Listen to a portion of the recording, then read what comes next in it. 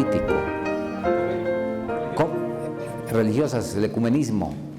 Entonces, el consorcio Iglesia-Estado, las leyes dominicales que funcionaron incluso con algunos en la cárcel, y dentro nuestro el zarandeo, ¿verdad? Bien. Ahora, en la década del 80, y vamos a mirar una serie de citas cronológicamente, donde se nota lo que hemos estado enfatizando, cómo el Señor venía preparando las cosas. Y vamos, como esta mañana también, a leer abundantemente. 1882. Dios ha de llevar a cabo una obra en nuestros días. No olvidemos, esto tocó que se repita, como una de las tantas cosas que la historia que se repite. De paso, cuidado con esa expresión, la historia se repite, ponerla a cualquier cosa, porque no es así. Eso tiene sus contextos, ¿verdad?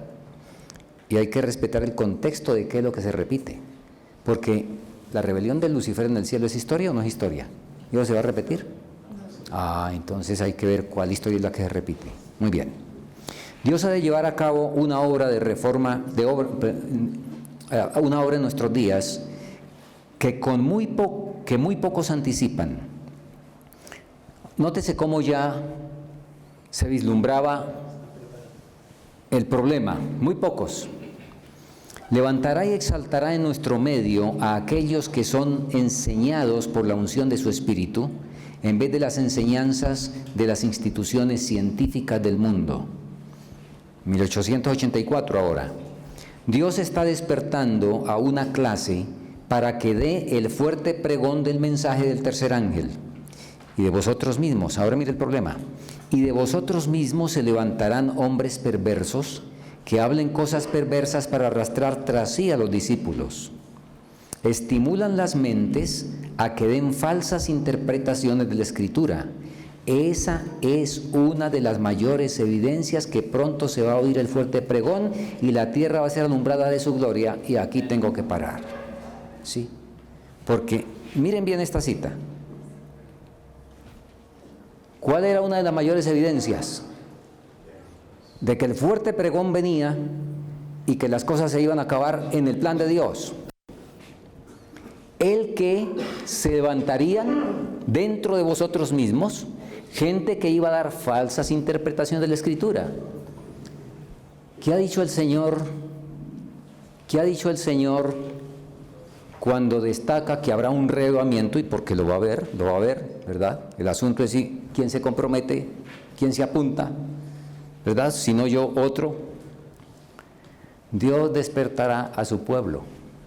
Si otros medios fallan, completen la cita que ustedes la saben, permitirá que surjan herejías entre nosotros para despertar al pueblo. Claro que es un precio muy alto que el pueblo se despierte por herejías.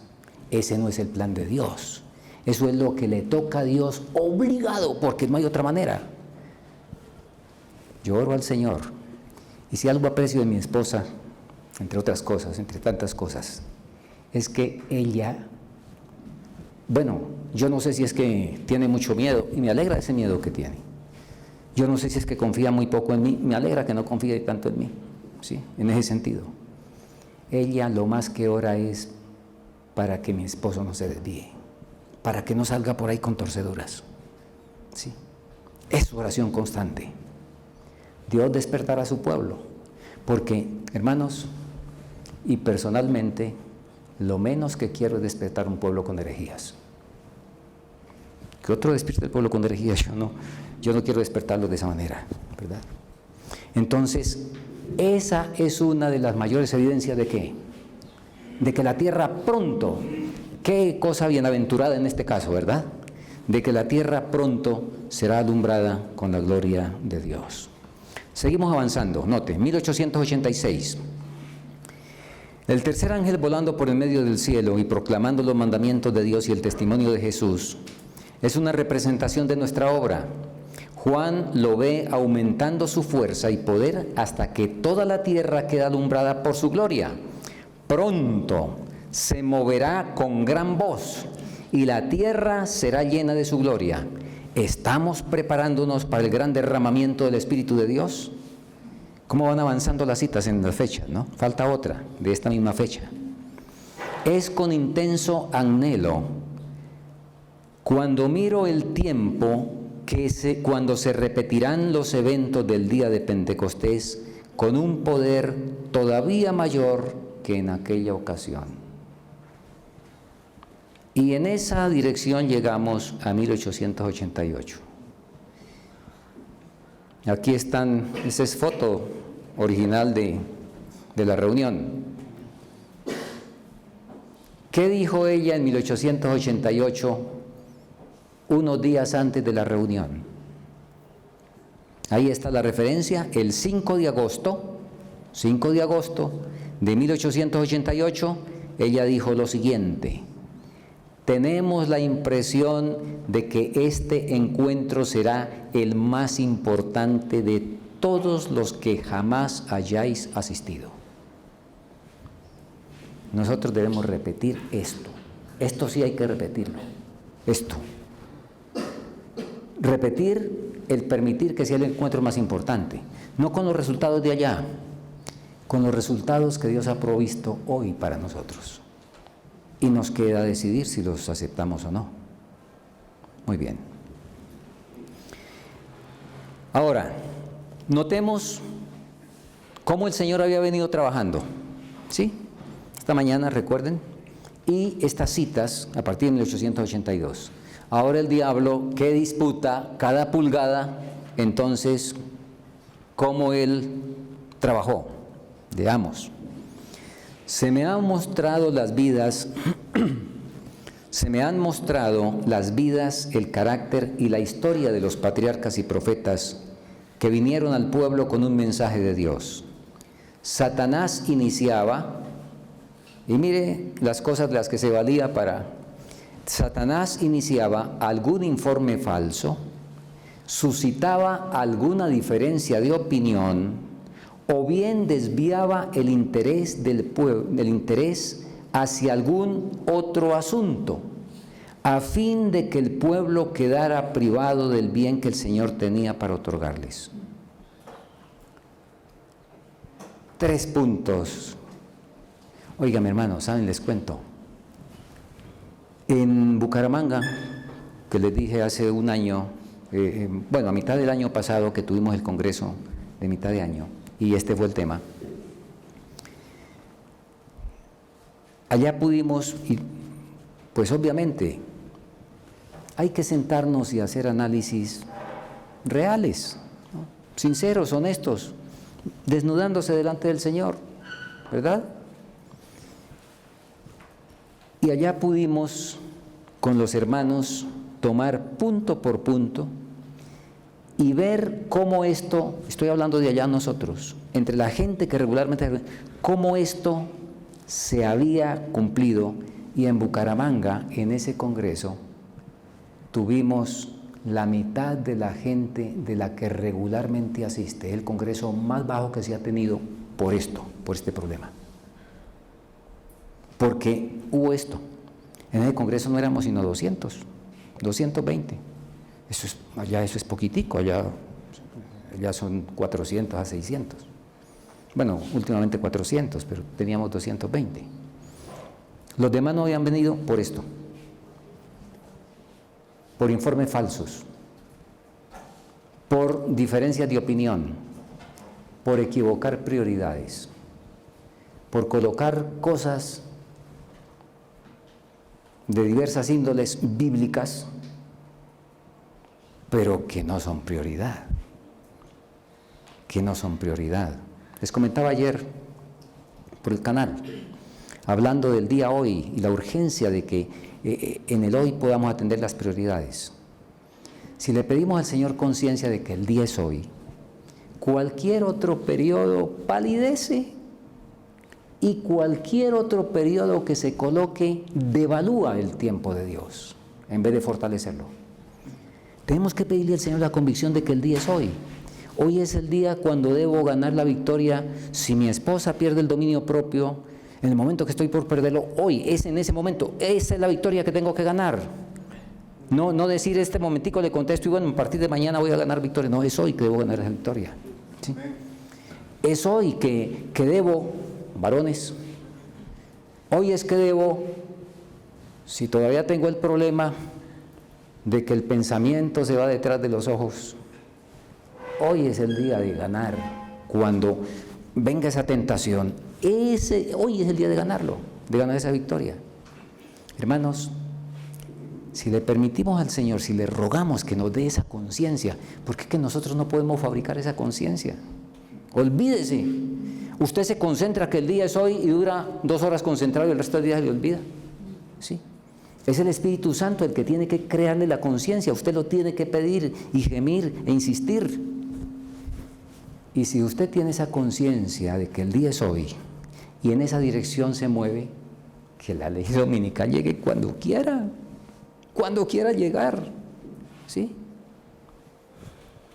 Ningún problema. Entonces, tremendo esto, tremendo.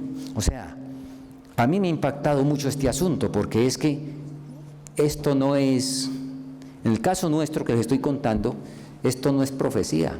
Para nosotros esto fue hecho el año pasado a mitad de año, ¿sí? Y esto se anda repitiendo. Entonces, bueno, el Señor quiere llamarnos la atención a que estamos en la otra oportunidad, a mi juicio, la última.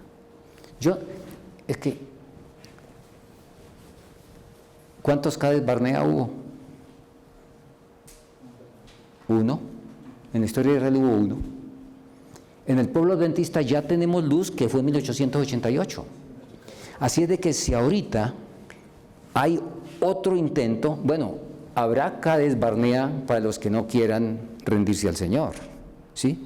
Estos se entrarán en Cades Barnea, pero seguro que en este intento, y aquí sí viene muy interesante, bueno, repetición de cosas, ¿verdad? 2 Cades Barnea no presenta la historia. Entonces el Señor en esta ocasión y por todos los asuntos del mundo, y permítame aquí les recuerdo algo, es que cuando hacemos un balance y cuando miramos estadísticas, ustedes recuerdan, aquí yo les comenté el otro día de los 10 puntos que el diablo le hizo escribir a Alicia Bailey entre 1919 y 1949, los 10 puntos para el nuevo orden mundial y todas esas cosas, ¿verdad? Y para destacar 2 nomás: hacer de la homosexualidad un estilo de vida y crear un movimiento interdenominacional o ecuménico. Examinemos el homosexualismo.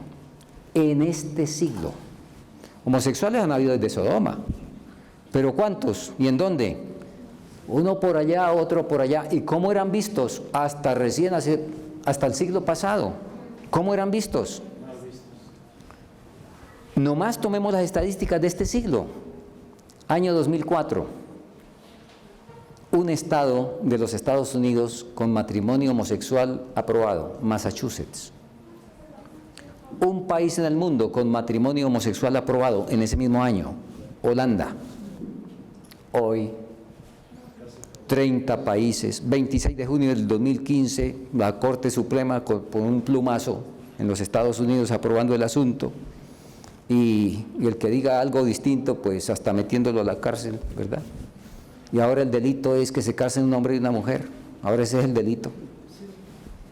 Y todo en ¿cuántos años? ¿Ah? En 15 años. ¿Cuántos años se necesita para cambiarle la mente, cambiarle la cultura a un pueblo? Generaciones a veces. Pero como ahora, ese bombardeo tan infernal en toda propaganda, en los chitos, en las Barbies de los niños, entonces se ha logrado en 15 años lo que se no ha logrado en siglos, indudablemente. Entonces, hermanos, más grito que ese, y me voy para las vírgenes, a mí me gustan mucho, ustedes saben la palabra de las 10 vírgenes. Mensaje de aproximación. Les recuerdo que las vírgenes prudentes no se despiertan con el grito, se despiertan es con el mensaje de la aproximación. Y si esos, bueno, el mensaje se volvió grito, pero es distinto del otro, ¿verdad? Las fatuas se despiertan con el grito dominical, pues con ese sí despiertan las fatuas. Pero ya será tarde, no porque se acabe el tiempo de gracia con el decreto dominical, porque la hermana White es clara en eso, ¿no? No porque se acabe hoy la gracia, sino porque no alcanzarán. No alcanzarán a perfeccionar el carácter.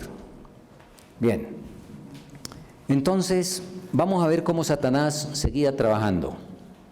Satanás seguía trabajando.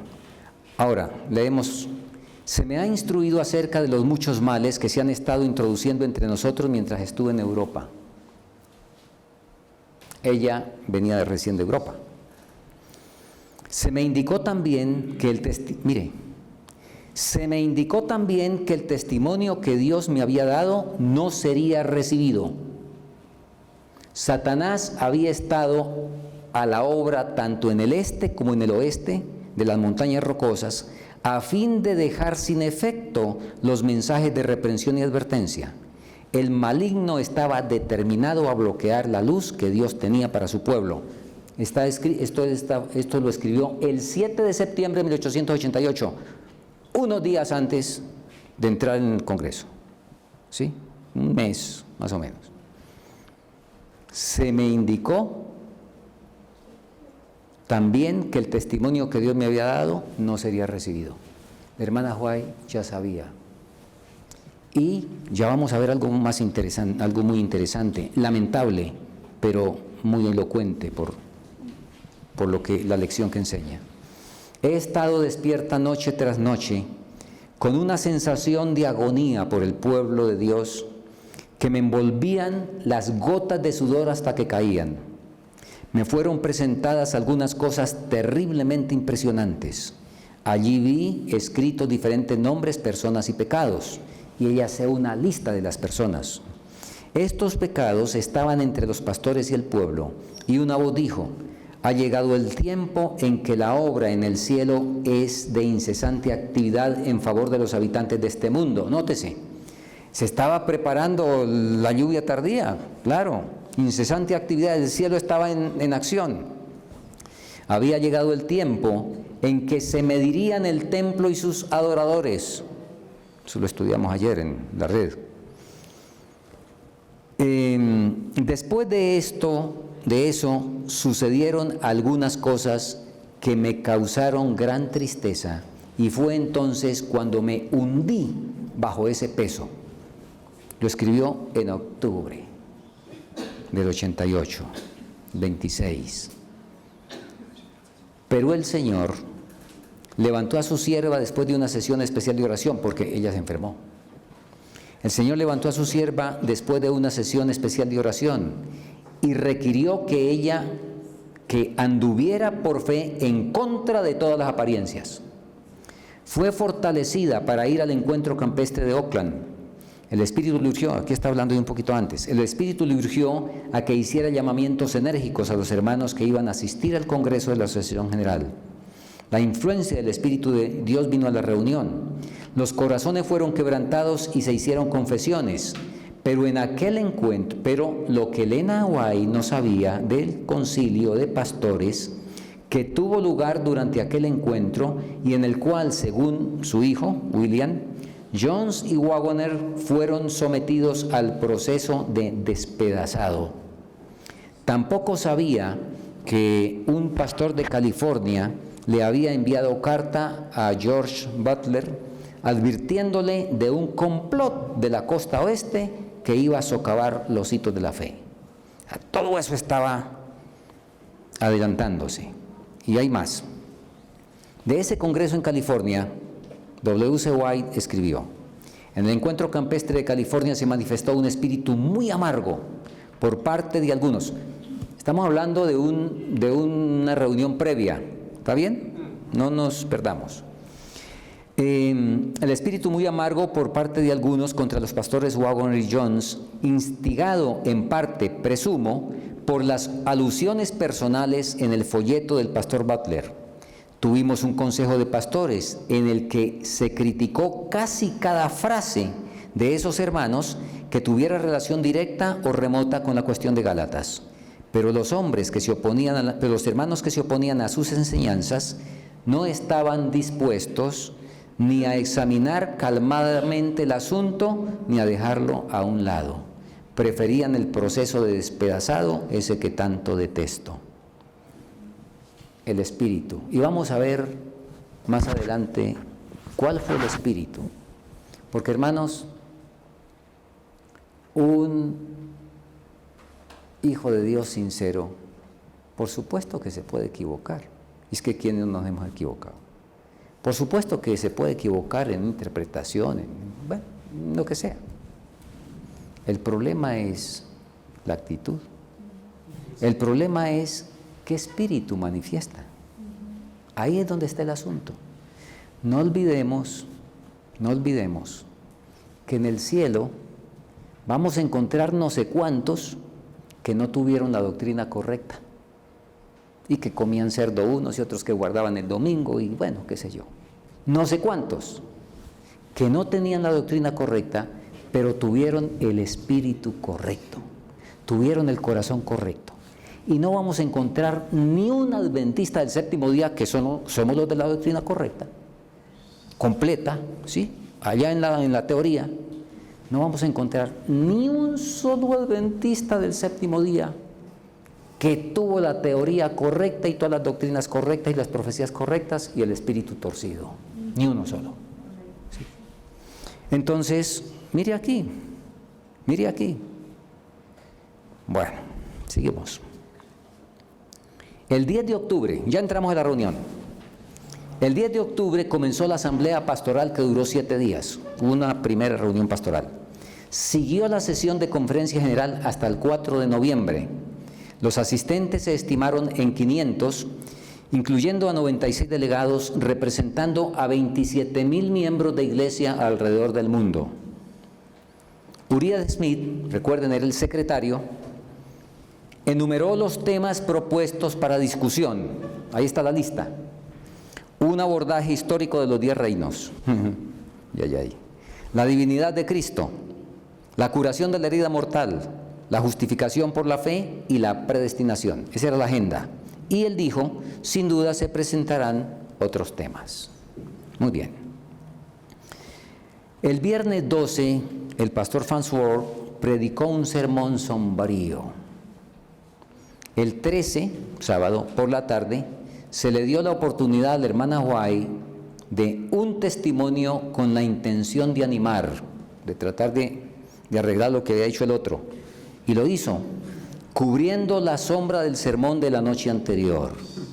El domingo y lunes, y miren esto que va a pasar. El domingo y lunes, 14 y 15 de octubre, la hermana White contestó carta de 39 páginas de Butler. ¿Quién era Butler? Presidente de la Asociación General. Donde le acusaba de que su carta, donde les llamó la atención a él y a Smith, era la causante de su agotamiento nervioso y creía que no iba a recuperarse hasta que no expresara sus sentimientos. Ay. Bueno, ser humano, pero lástima. Presidente de la Asociación General. El presidente de la Asociación General creía que lo que le dicen a alguien, desahóguese. Entonces él creía en los desahogos, ¿verdad? Con seres humanos. Y que se enfermó y que no se iba a alentar hasta que no se desahogara con la hermana White, porque ella había sido la causante de que se enfermara, porque le había llamado la atención por la manera como estaba actuando. ¿Sí? Entonces, si fueron 39 páginas, imagínese usted. Ahora, bueno, avancemos un poquito porque es mucho texto. La hermana White de esa carta vio aquella carta como una curiosísima colección de acusaciones y cargos contra ella.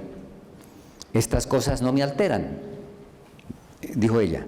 Y le dijo, el espíritu y la influencia de los pastores que en general han venido a este encuentro. Ahora recordemos, esta mañana vimos citas de la profeta, donde, ¿se acuerdan? Dijimos que los teólogos, y qué valioso el libro que usted recomendó, el del retorno de la lluvia tardía. Qué síntesis, ¿no? Extraordinario. Ok. La profeta es la que tiene la verdad. Bien. Entonces ella vuelve a decir aquí, la influencia de los pastores que en general han venido a este encuentro es la de desechar la luz. El espíritu que ha prevalecido no es el de Cristo.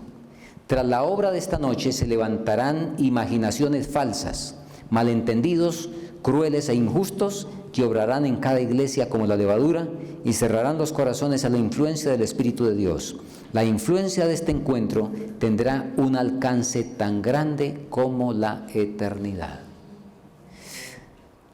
Bien. Ahora, miren esto por favor, porque esto es muy interesante. Uno de los detalles que tuvo su influencia para el problema allá en Minneapolis. En 1884, noten bien, la Asociación General había comisionado a A.T. Jones para que escribiera una serie de artículos basados en la historia sobre puntos que demostraran el cumplimiento de la profecía. Recuerden que Jones, estudioso tremendo de la historia, bien, autodidacta.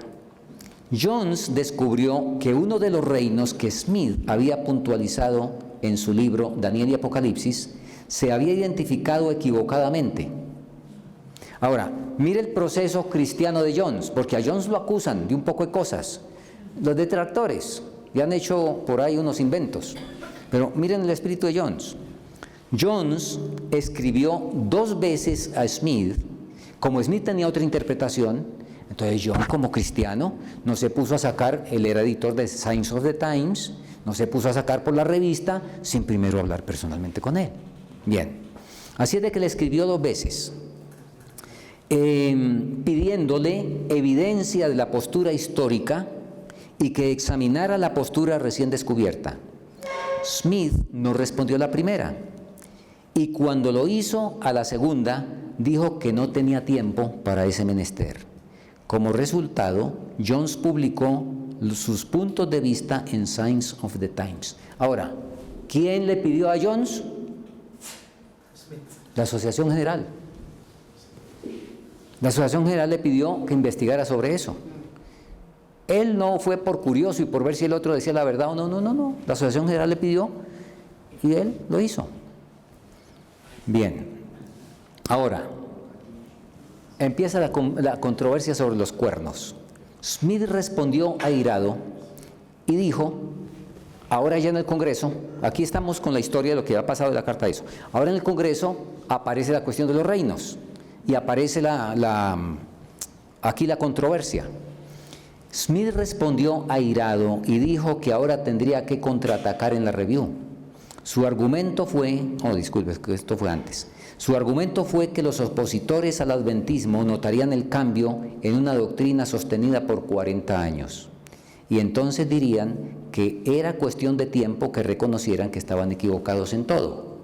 Butler había etiquetado a Jones de alborotador por traer una interpretación contraria a la fe establecida por mucho tiempo en nuestro pueblo hace 40 años.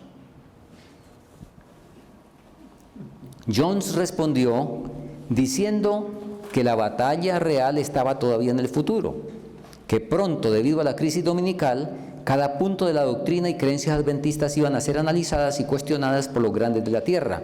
Por tanto, cuando se dieran los mensajes de los 3 ángeles, los adventistas necesitarían una mejor razón para sostener su fe en la profecía bíblica que decir, lo hemos predicado por 40 años. ¿Sí? Bien.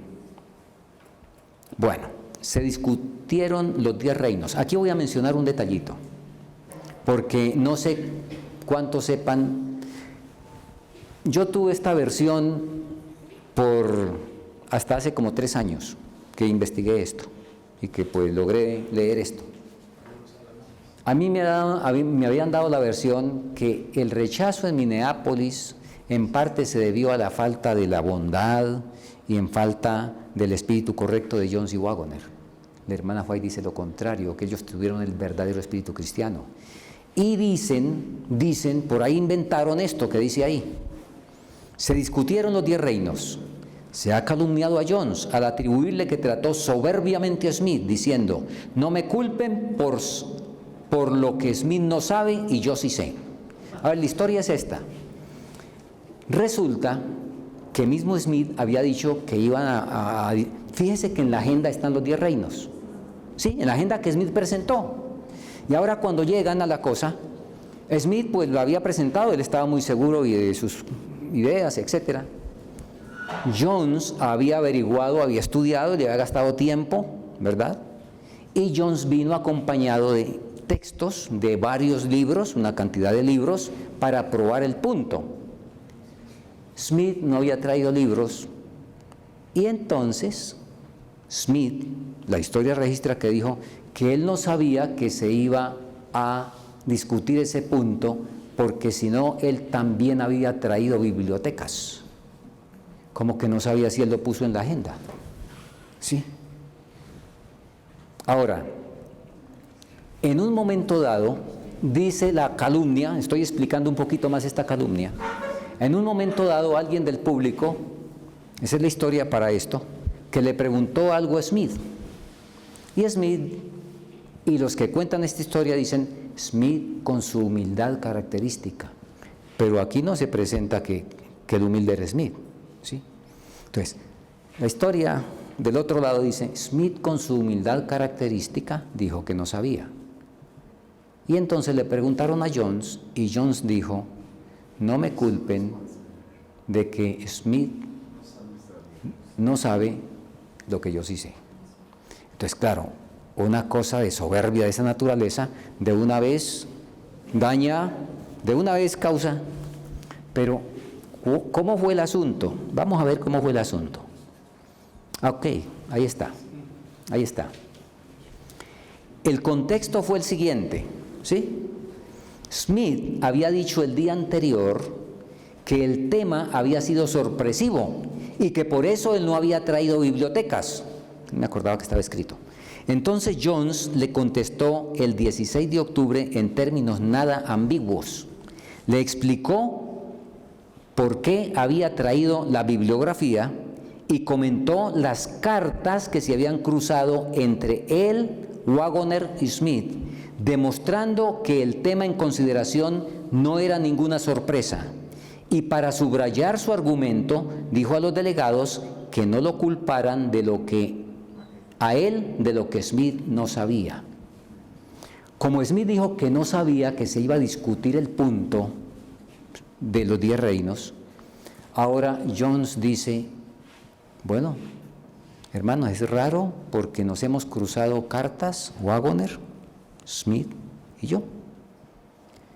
Pero bueno, de todas maneras, no me culpen a mí de lo que yo sí sé y él no sabe. Y lo dijo pues con significado. O sea, yo sí sé que se van a discutir los 10 reinos. ¿Y por qué lo sabía?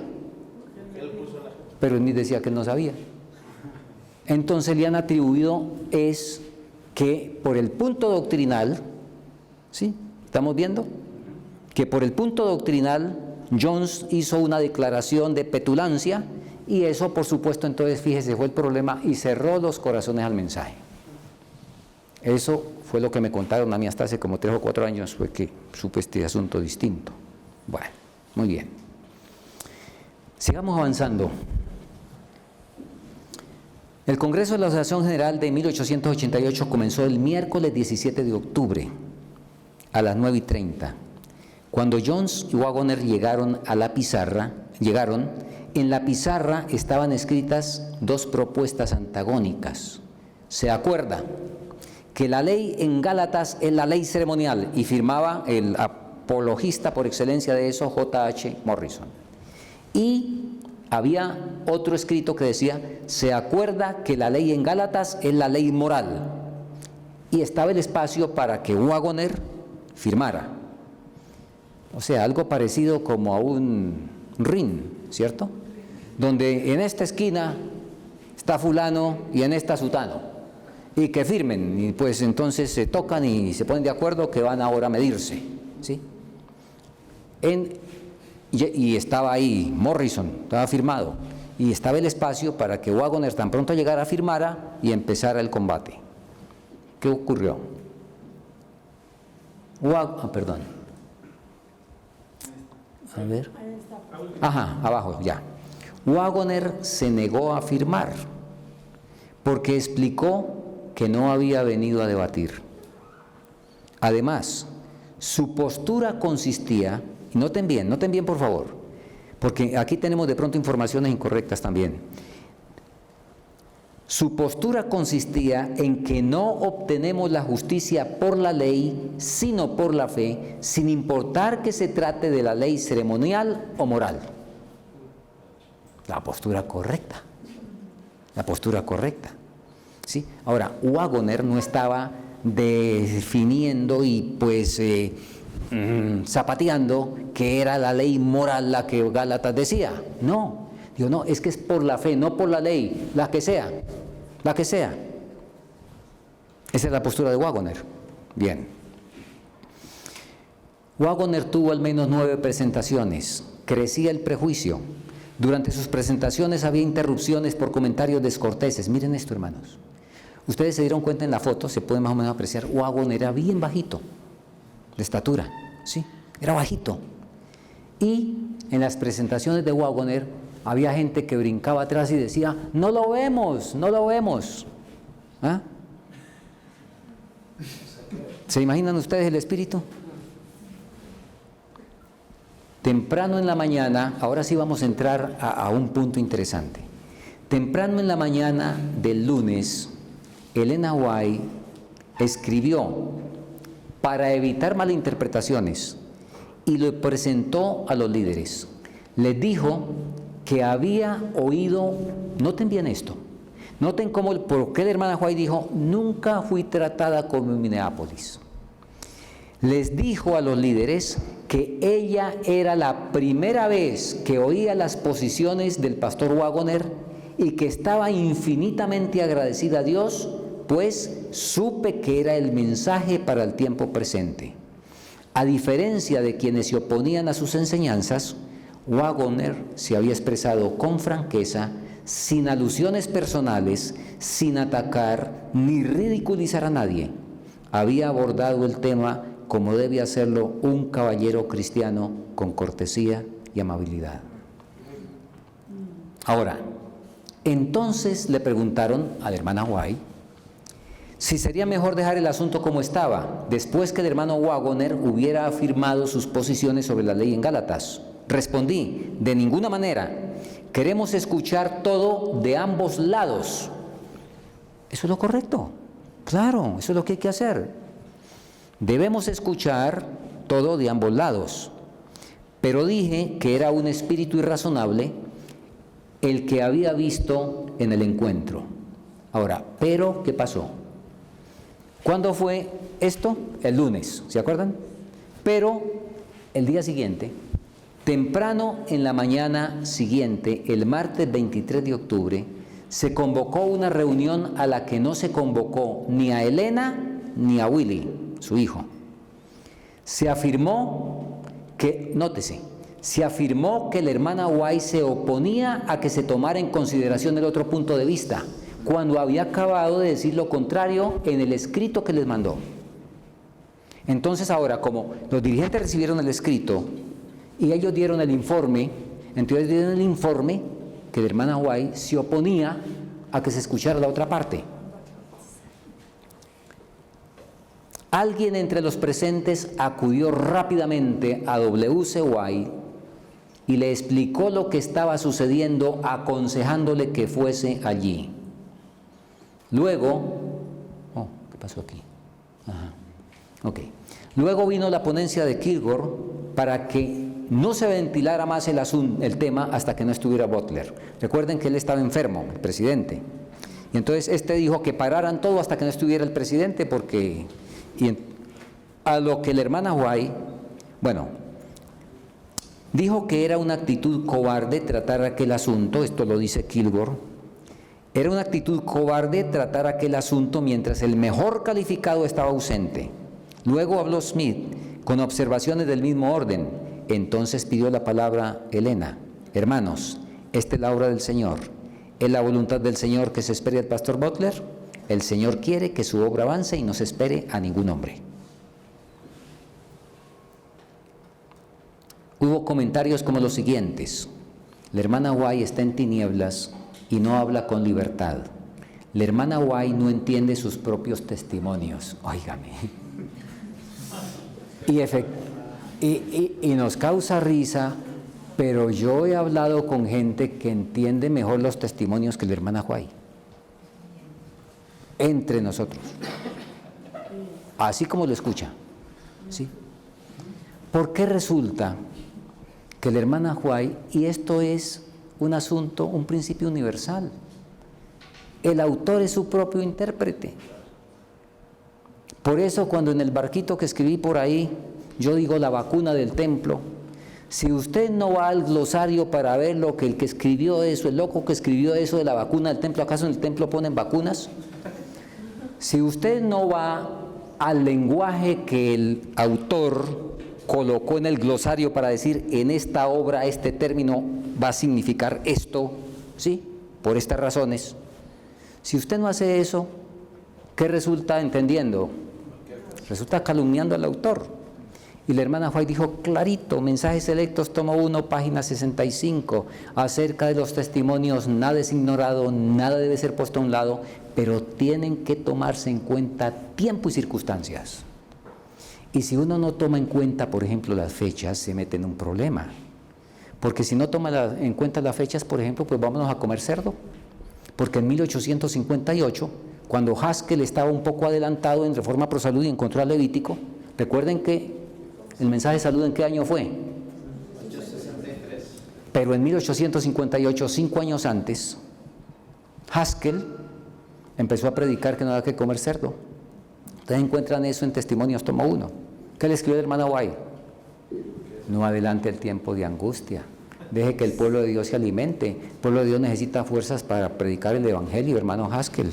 Si Dios quiere que no comamos cerdo, lo revelará más adelante, pero por ahora deje que el pueblo de Dios se alimente. Con esa cita nos podemos ir a comer cerdo.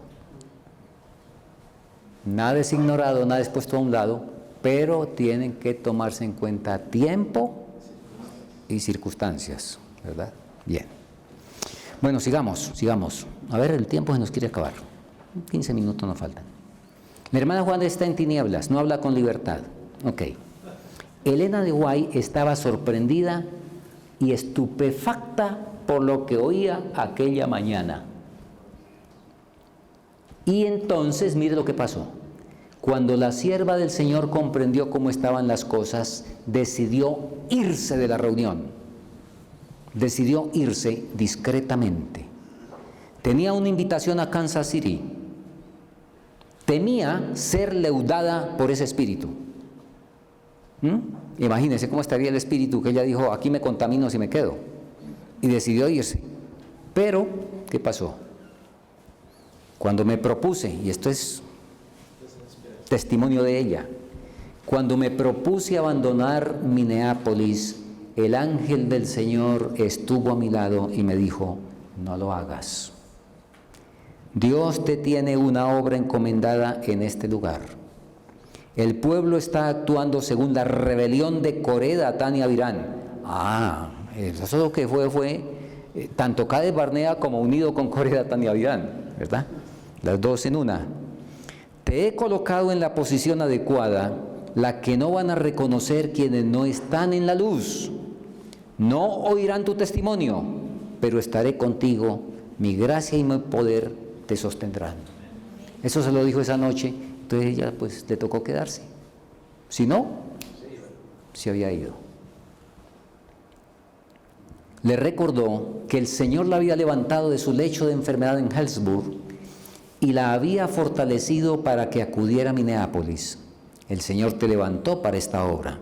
Luego, punto por punto, como el resplandor de un relámpago, el mensajero le reveló muchas cosas, bastantes de las cuales, al menos por aquel tiempo, no tenía libertad de escribir.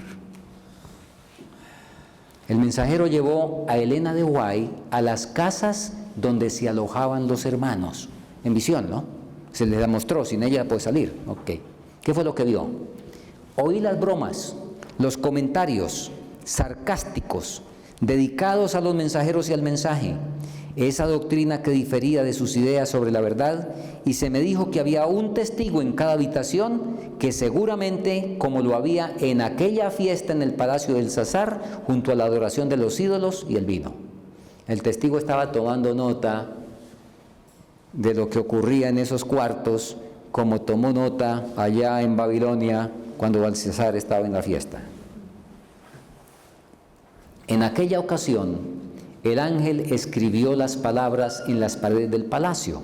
De igual forma, había un testigo escribiendo en los libros del cielo las palabras duras de aquellos que no saben de qué espíritu son. Tras oír lo que oí, se me deshizo el corazón. Pensé en la crisis futura y por un poco de tiempo me vencieron sentimientos que no puedo expresar con palabras. ¿Cómo? ¿Ah? Todo eso se dijo fue en contra de Johnny Walker. Sí, y de ella también. No a ella, leímos todo. Ella dijo algo y al otro día dijeron todo lo contrario. Y que ella no entendía los testimonios. Y que estaba... ¿Cuál era el orden? El orden de alienación de la mente. Willie, el hijo, estaba manejado e influido por John C. Wagoner. Y ella estaba manejada por el hijo. Esa fue la cadena que se dijo, que así era que estaban funcionando las cosas. Bien. Jones en el Congreso de la Asociación General en 1893 habló de los eventos solemnes de 1888, cuando se hicieron 3 esfuerzos directos para tomar un voto por quienes decían mantenerse en los hitos para establecer la postura correcta entre la ley y el evangelio, lo cual no era otra cosa que votar en contra del mensaje enviado por Dios. Al respecto, Elena de White escribió al finalizar la conferencia: Willie y yo, a ver si, yo sé que son muchos detalles, pero bueno, algunos quedarán, algunos detalles.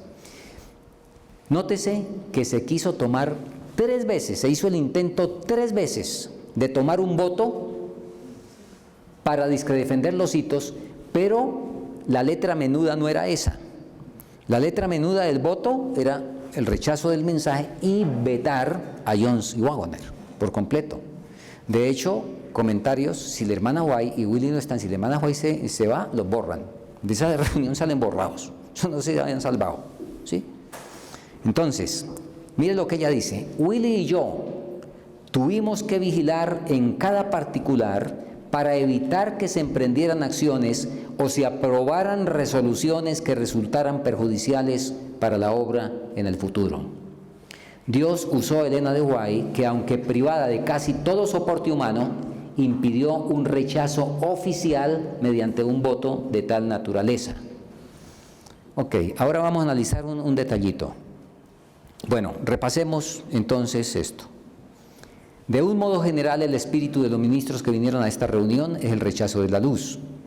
Nunca antes he visto en nuestro pueblo una determinación tan firme y una negación tan fuerte a aceptar y recibir la luz que Dios manifestó en Minneapolis. La posición y la obra que Dios me confió en esta conferencia fueron menospreciados por casi todos. La rebelión fue general. Su curso fue un insulto al Espíritu de Dios. Es cierto que no hubo un voto oficial de rechazo al mensaje. Y es muy interesante, y prefiero que lo leamos, lo siguiente. Ningún individuo o grupo de dirigentes se levantó y sugirió que se tomara voto en contra de la justicia por la fe.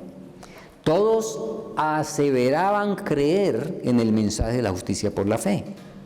Pero muchos que así aseveraban rechazaron enérgicamente el mensaje que presentaron Jones y Wagoner. ¿Nos damos cuenta?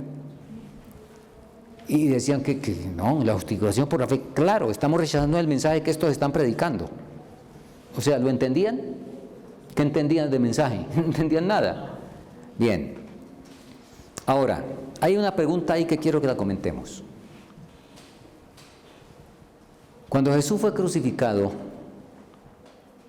¿en dónde encontramos un registro que la nación judía tomó un voto para crucificar al Mesías? Ahora, le dijeron a Pilato. Pero recuerden que estamos hablando ahí, el grupo que estaba y todo eso. Pero que haya un acta donde el Sanedrín tomó un voto para crucificar, nótese, al Mesías. Ahora, que ese pueblo que dijo crucifícale, quizá pensemos lo mejor desde este punto de vista. El pueblo dijo, crucifiquemos al Mesías. ¿Aceptamos crucificar al Mesías? No. Ellos iban a crucificar, era a un impostor que se llamaba Jesús de Nazaret. ¿No ve que ellos estaban esperando al Mesías? Eso es lo que está ocurriendo aquí. Todos dijeron que aceptaban el mensaje de la justificación por la fe, pero iban a crucificar era a dos impostores. ¿Estamos entendiendo? Igualito que el pueblo judío, ¿no? Y confundidos, ¿no? Bien, bueno, eso es lo que está escrito aquí. Ahora, ya vamos a ir terminando, hermanos. ¿Qué fue lo que se rechazó? Yo sé que todos lo sabemos, vamos a leerlo, vamos a repasarlo. Jones, en 1893, en una predicación, tuvo el siguiente diálogo con la congregación. Cuando este mensaje de la justicia de Cristo comenzó con nosotros como un pueblo, 1 o 2 en la audiencia dicen 3 o 4 años atrás. Ahora Jones sigue preguntando, ¿cuánto tiempo? ¿3 o 4 años? La congregación responde, 4, sí, 4. ¿Dónde fue eso? Congregación, Minneapolis. ¿Qué pues rechazaron los hermanos del liderazgo en Minneapolis? Algunos de la congregación, el alto clamor o fuerte clamor. ¿Y qué fue lo que los hermanos en aquella tremenda postura que tomaron rechazaron en Minneapolis? Rechazaron la lluvia tardía, el fuerte clamor del tercer mensaje angélico. Eso fue lo que se rechazó, no más, no más. Bueno, hermanos, y la hermana White, por supuesto, apoya totalmente. De hecho, Jones dijo esto porque la hermana White, bueno, él le lo dijo después. Mire, John lo dijo en 1893, ¿sí? La hermana White lo escribió contundentemente en 1896. Fue resistida la luz que ha de alumbrar toda la tierra con su gloria, y en gran medida ha sido mantenida lejos del mundo por el proceder de nuestros propios hermanos. Entonces, bueno, así a grandes rasgos, hermanos, eso fue lo que ocurrió en Minneapolis. Y luego de eso, la hermana White dijo, tal vez tengamos que permanecer aquí en este mundo muchos años más. ¿Se ha cumplido eso? Debido a la insubordinación, como le sucedió a los hijos de Israel. Y el conflicto de los siglos nos dice, no era la voluntad de Dios que Israel peregrinase durante 40 años en el desierto. Lo que él quería era conducirlo a la tierra de Canaán y establecerlo allí como pueblo santo y feliz. Pero no pudieron entrar a causa de lo que el pastor predicó antes. Causa de incredulidad, de no creer. No pudieron entrar a causa de incredulidad. Perecieron en el desierto a causa de su apostasía y otros fueron suscitados para entrar a la tierra prometida. Asimismo, no era la voluntad de Dios que la venida de Cristo se dilatara tanto y que su pueblo permaneciese por tantos años en este mundo de pecado e infortunio. Pero lo mismo, pero la incredulidad lo separó de Dios. Como se negara a hacer la obra que le había señalado, otros fueron llamados para proclamar el mensaje. Muy bien, esa es la historia. Y ahora nos toca el turno a nosotros, hermanos. Les recuerdo, e indudablemente, ¿por qué fue que el pastor Taylor Bunch, en la cita con que empezamos esta mañana, por qué fue el que él dijo que cuando lleguemos al fin, el pueblo de Dios repasará la historia de Minneapolis? ¿Por qué? Porque él sabe cuál es el mensaje que se dio. Y como eso se va a cumplir algún día, y el día nosotros estamos metidos en ese día, el de que el mundo va a ser alumbrado con su gloria, de que se va a cumplir, que el Señor va a venir y que el Evangelio va a ser predicado y todo eso, entonces el pueblo de Dios repasaría la historia. Y nosotros le estamos repasando. ¿Y para qué, hermanos? ¿Para qué? Para odiar a Butler y a Smith, porque imagínense. ¿Y a quién más odiamos de los que abandonaron esa cuestión, de los que se rechazaron? ¿Para eso? Como les dije esta mañana, nosotros qué sabemos cuántos de esos, quiénes de esos se van a salvar. Porque hay relatos, hay registros, y por ejemplo, de Smith hay registro, la hermana Juárez registra que él le tomó las manos llorando y le pidió perdón en algún momento. Le pidió perdón, le tomó las manos llorando y dijo que donde fuera iba a arrepentirse. Otros dicen que no, que nunca se arrepintió, pero la hermana Juárez da testimonio de que a ella sí le pidió perdón y se arrepintió. Y de bote la hermana Juárez habla muy bien después, ¿verdad? Cuando tuvo que retirarse, su esposa enferma, se dedicó 10 años a cuidar a su esposa enferma. Después de eso le dijo, pastor, cásese. Y se casó y después eso fue presidente de una misión por allá en California. Entonces, si se va a salvar Manasés, imagínense, ustedes saben quién fue Manasés, todos sabemos quién fue y lo que hizo, ¿no? Manasés. Entonces, hermanos, con tanta facilidad cedemos a la trampa del diablo, de ver el daño que hizo por haber cometido Y y Z errores, ¿verdad? Y errores no de ignorancia, sino de soberbia, porque aquí se trató fue cuestiones de soberbia, porque la sierva del Señor mandándoles cartas, explicándoles, amonestándolos, y mire a este caballero diciéndole, hasta que yo no me desahogue no me mejoro, y estoy enfermo es porque no me he desahogado, y le mandó 39 páginas, dígame, 39 páginas, imagínese usted. Hermanos, el Señor nos ayude, porque el Señor nos trajo aquí para algo, y aquí, bueno, somos un poquito menos que los que estuvieron en Minneapolis en este momento. Ayer fueron más, porque en Minneapolis eran 96 los delegados, ¿verdad? Yo no sé cuántos se inscribieron aquí. ¿Qué resultado va a salir de esta reunión? ¿Cuántos vamos a decir, uy, sí, ¿verdad? Terrible. Y al otro día en Cochabamba se nos olvida. Y seguimos por donde veníamos. ¿Cuántos vamos a tomar en serio? Y como dice Ezequiel, capítulo 40, cuando el Señor le muestra una visión tremenda del templo, en armonía o en explicación a Apocalipsis 11.1, porque Apocalipsis 11.1 se explica en Ezequiel 40 al 43 sobre todo. Hijo del hombre, mire, escuche atentamente, porque para eso fue que te traje aquí. Entonces, para eso fue que el Señor nos trajo, hermanos. El Señor nos trajo para escuchar todo esto que estamos escuchando. Y por supuesto, para que le permitamos al Espíritu Santo sellar en nuestra vida eso. Como dice Isaías 8, ata el testimonio y sella la ley entre mis discípulos. Señor nos bendiga. Seguimos mañana.